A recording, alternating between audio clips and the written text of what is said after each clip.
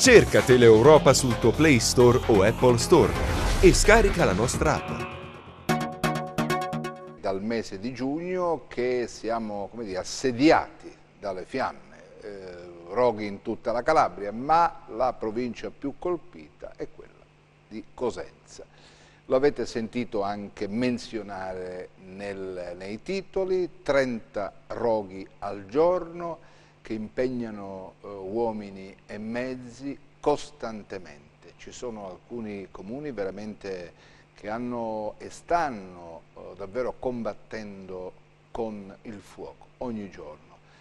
Il caso per esempio di Rose, dove proprio ancora mentre vi parliamo è in corso un brutto incendio. Ma facciamo il punto della situazione, perché in prefettura è stata allestita, come sapete, ormai da tempo, un'unità di crisi e si cerca di coordinare i mezzi di soccorso. Ci sono richieste da ogni angolo di questa provincia. Ieri praticamente chiusa anche la statale 107 nell'area compresa tra San Fili e Rende. Immaginate che cosa è accaduto ieri sera con la gente che tornava dal mare, lunghe code, bisognava fare il giro e immettersi poi attraverso San Marco Argentano nell'autostrada Spezzano-Albanese, quindi grandi disagi. Facciamo il punto, vediamo.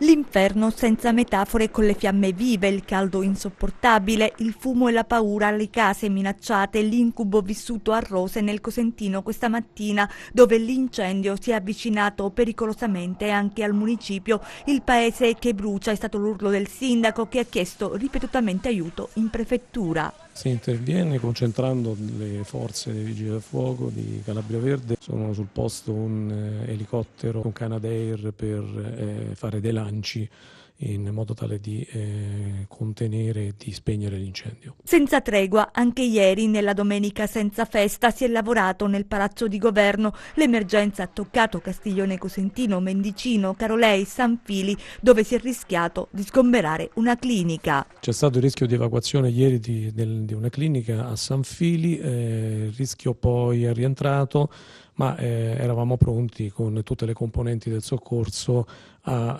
effettuare l'evacuazione. Fortunatamente non è stato necessario. L'estate terribile, con una media di 30 roghi al giorno, si è dovuti ricorrere all'impiego dell'esercito. Noi abbiamo già impiegato l'esercito, 2 squadre che ci sono state messe a disposizione dal 1° reggimento Bersaglieri di stanza a Cosenza. L'abbiamo già impiegato, naturalmente sono militari che aiutano nelle operazioni di soccorso a tutela della incolumità della vita umana. Questo è il contingente di cui ci siamo finora serviti. Danni incalcolabili in Sile e sul Pollino, disastro ambientale ed economico, molte le aziende agricole in ginocchio e quel sospetto di una strategia criminale dietro le fiamme, nella maggior parte dei casi roghi di origine dolosa.